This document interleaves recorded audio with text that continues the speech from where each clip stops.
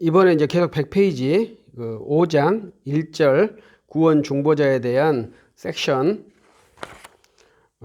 네 가지에 대해서 말씀드리겠습니다. 먼저 아들 하나님이 구속 중보자로 세워짐. 두 번째 101쪽 주 예수는 성령 세례를 받아 구원 중보자로 임명됨. 102쪽 3절 사망 세례 받음으로 인류의 죄를 전가받음. 4절 삼중직임인 직임을 지닌 그리스도로 세워짐. 이것이 이제 구속 중보자로서의 역할을 제시하고 있습니다. 이제 기독교 신학은 참 쉽지 않습니다. 왜냐하면은 기독교 신학 체계를 만든 것은 공의회의 일이 아니라 공의회는 아주 짧은 문장의 그 진리를 담았고요. 그것을 이제 신학자들은 이제 메커니즘이라고 하는 방식으로 구도화를 시키거든요. 그래서 그것이 이제 공의회의 가르침과 잘 부합되는, 또 성경의 가르침과 잘 부합되는 그러한 신학 사물을 만든다면 그것이 이제 성공적인 작품이라 하겠죠. 먼저 구원 중보자로서는 아들 하나님이 세운다. 이것은 우리가 앞에서 구원 협약에서 계속 말했죠. 이것은 신론에서 나오기도 하고, 서철원 목사님은 이제 기독론에서 좀 더 자세하게 제시하는 것이 특징입니다. 거기에서 삼위 하나님 간의 구속 중보자가 협약이 되어 있고, 그 협약하셨을 때 하나님께서 이 땅에 성육신하신 하나님으로 제자들과 언약을 체결하시고 자기 피를 흘려 구원을 이루신다. 이런 것까지가 이제 구속 중보자에 대한 사역의 내용이에요. 그래서 우리가 이제 서철원 목사님의 저술의 특징은 피가 많이 나오는 것이거든요. 신학자들에게서 나타나지 않는 모습이죠. 피가, 십자가의 피의 속죄함, 이것이 자주 등장합니다. 그래서 우리들이 사역할 때, 복음을 증거할 때 그 피의 사함의 복음을 증거하는 훈련이 이제 많이 필요하거든요. 그런 것들을 반복적으로 말한다면 우리 교회가 천국문을 여는 그러한 권세 있는 영적인 기관이 될 것입니다. 이 땅에서 잘 살도록 하는 교회가 된다면 천국하고는 관계가 없죠. 왜냐하면 이 땅에 사는 데 중점이 되기 때문이죠. 우리는 이 땅에서 천국으로 가는 그러한 여정에 있는 것이고, 거기에 가는 방주가 우리 교회입니다. 근데 그 교회에 가는 핵심 가치가 그리스도의 피 흘리심의 사함에 있습니다. 우리가 그 십자가의 고통과 그 피 흘리심의 은혜를 우리가 묵상한다면 주께서 우리의 고통을 체휼하시는 그 은혜로 말미암아 어려움을 능히 극복하고 복음을 증거하는 사역자로서 계속 꾸준히 진행할 수 있을 것입니다. 그리고 이제 주 예수 그리스도께서 성령 세례를 받았다. 이것이 두 번째 101쪽에 나와 있습니다.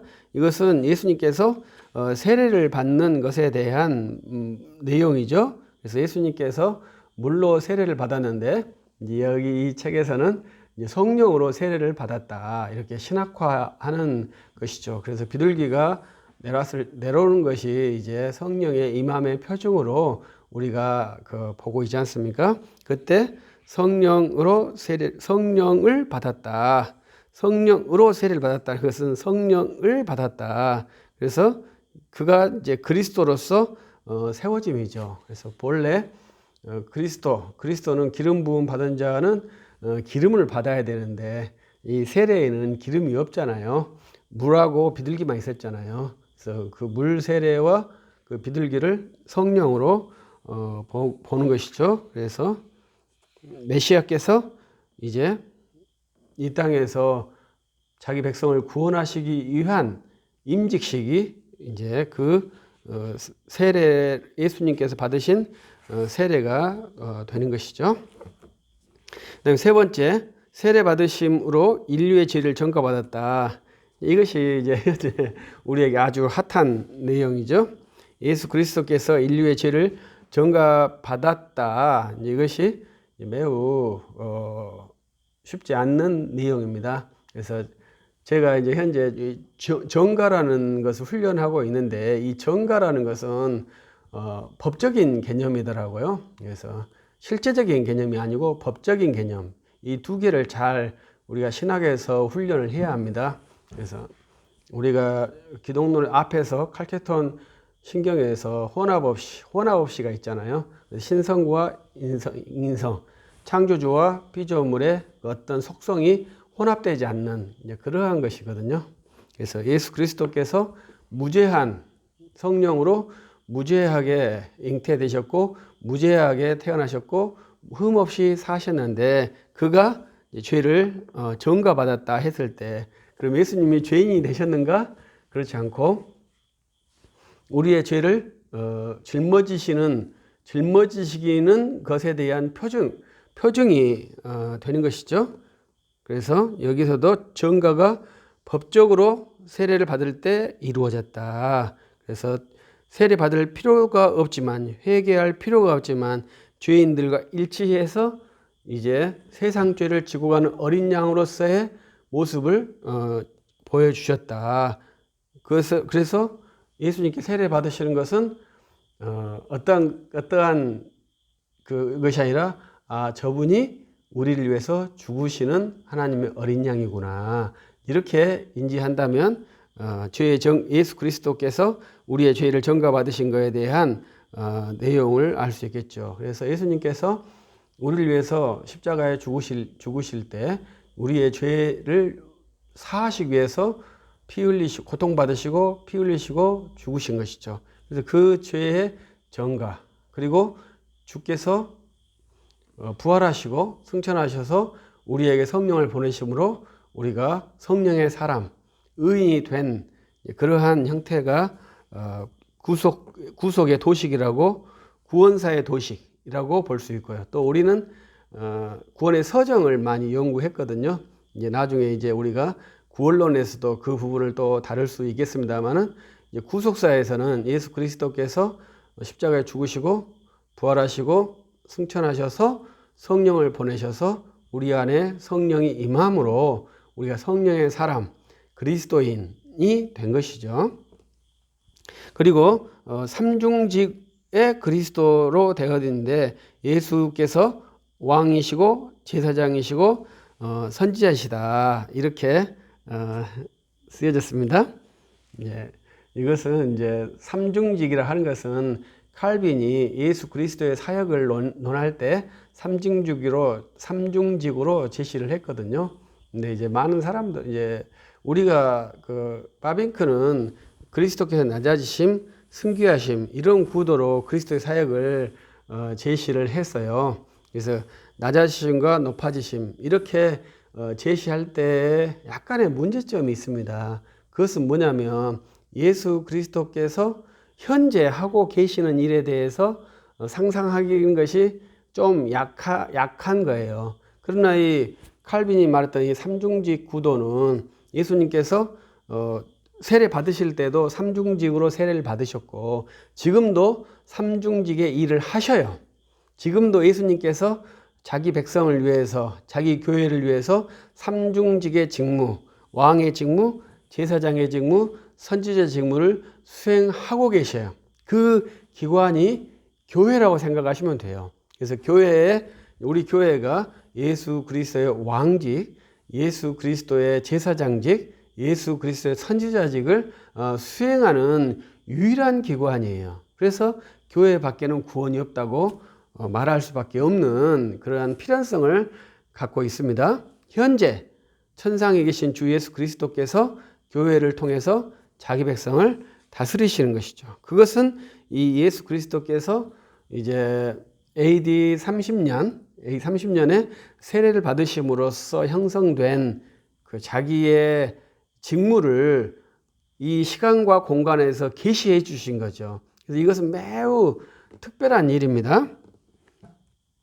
그래서 예수님께서 왕이시고 제사장이시고 선지자시다. 그래서 이것은 영원한 일이시죠. 그리고 나중에는 이제 왕은 영원하시고 이 선지자와 제사장의 직무는 약간 이제 택자가 다 차면은 더 이상 복음을 전도할 필요가 없고, 또 우리가 천국에 가면 더 이상 선지자의 일을 할 필요가 없고 제사장의 일을 할 필요가 없겠습니다만은 왕의 일만큼은 영원토록 하시는 것이죠. 그래서 우리가 예수 그리스도를 믿고 주님과 함께 영원토록 주 예수 그리스도를 믿으면서 그와 함께 즐거워하면서 하나님의 영광에 참여하면서 사는 것이 영생이라고 볼 수 있겠죠. 그리고 여기서 이제 103쪽에서는 그리스도의 나라는 세상 나라를 다 포함한다. 이것이 이제 우리 개혁신학에 아주 중요한 가치죠. 그래서 그리스도의 기관을 교회와 국가로 두 개로 나누는 것이죠. 그런데 이제 우리가 왕을 떠나면서 교회와 국가로 나누는 게 아니라 교회와 문화로 나누기 시작한 것이죠. 그래서 우리가 이제 국가를, 위정자를 크리스찬으로 만들려고 한 게 아니라 이 사회를 크리스찬의 사회로 만들려고 시도했던 것이 이제 칼빈주의 문화관이라고 보아야 합니다. 그래서 그리스도께서 이 세상을 다스리시는 것은 고대나 현재나 전혀 차이가 없어요. 그러나 그리스도께서 어떻게 이 세상을 다스리게 할 것이냐, 이거에 대해서는 약간 차이가 발생했죠. 그러나 이 교회만큼은 그 역할이 변화하지 않고 있습니다. 그래서 그리스도의 나라는 이 교회를 통해서 세상 속으로 들어가게 되니까 우리 사역자들이 상당히 유능한 그러한 능력을 함양하고 증진시켜야 됩니다. 그래야만이 이 세상 속에서 그리스도인이 그리스도의 통치를 실현시킬 수 있는 능력이 있게 되는 것이죠. 그래서 저는 지금 코로나19 상황에서 교회 사역자나 크리스천들에게 가장 중요한 것이 이 지식이거든요. 지식 능력이거든요. 우리가 이 사회를 분석하고 그 문제점을 해결할 수 있는 솔루션을 만들어낼 수 있는 그 지식의 구조를 갖도록 훈련을 해야만이 되는 것입니다. 그래서 그리스도의 나라를 교회와 이 사회에 세우기 위해서 많이 공부해 주시기를 바랍니다. 마칩니다.